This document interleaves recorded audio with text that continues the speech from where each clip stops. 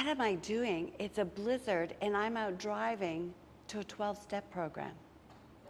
Well, I had made a commitment to a friend to go with them to celebrate a milestone. So we drove through the city. It was so quiet, and we arrived at this old church, and we trudged up to the door. There was a light on, and down the basement we went, and there was the smell of coffee. There were donuts on the table. The people were so welcoming. And through the course of that meeting, people shared stories about themselves, and others supported them. It was an incredible community, and at the end, I felt like I belonged, even though it was my very first time there and I was only a visitor. And on the way home, I said to my friend, I'm really glad we came out in this blizzard tonight, because that was something that I feel that I miss. And I wish there was a meeting like this just for all of us, just for being a human. That was the spark.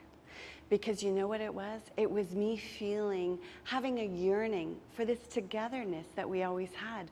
Being in that basement of that church reminded me of brownies and Girl Guides and Pancake Tuesdays and the lovely church ladies. It was community.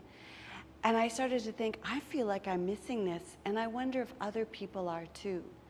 You know, we spend a lot of time on our couches, and we feel like we've seen everything on every streaming service. Sometimes we look at the person on the other end of the couch and we say, I want to do something different.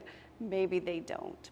Maybe they're happy doing what they're doing. And sometimes, you know, we finish the last Zoom meeting on the day, we close up the laptop, we swivel the chair, and we look at our place and say, now what?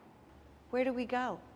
So I think there is a feeling of us wanting something and wanting to be together and having these spaces where we could do it. This is how I began the journey in starting Social Club 150. So the journey started at that church basement. From there, I started researching. I read everything I could on togetherness, belonging, loneliness. I learned that loneliness is hurting us all.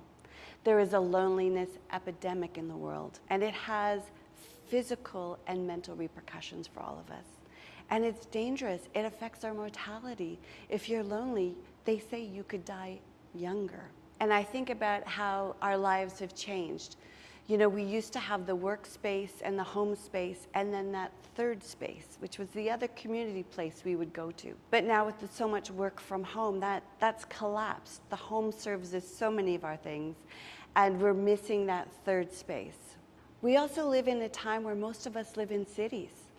We don't live in those areas that we grew up in. We're not rolling down the street in our bikes knowing who lives in which house and how they're connected to our family. We have more single-person households than we ever have before. So loneliness is a real thing. There's also a crisis of belonging, and it's harmful for all of us. So loneliness, crisis of belonging, it's all feeding into a level of unhappiness and unhealthfulness for all of us. I was shocked to hear about this, and I was shocked to hear about something called social pain. Like physical pain, you can perceive and feel social pain. My research also took me to something called the Dunbar number, and it's by Robin Dunbar. He's a professor at Oxford University.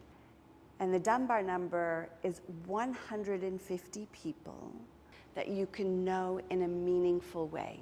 You know their faces, you know their names, you know a little bit about them. You're going to stop and talk to them when you see them on the street. So I had all of this percolating around for a couple of years. And then one day I was sitting on the couch with my husband, and I looked at him and I said, I don't know. I've been reading all of these things. It's been inside. It's been percolating. And then, like that, I felt a frisson. And I knew that something was happening. I could feel it in my body. It felt like the universe had downloaded something to me.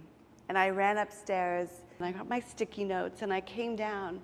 And within 2 hours on the dining room table, I had the whole plan for Social Club 150. It was mapped out, the whole thing.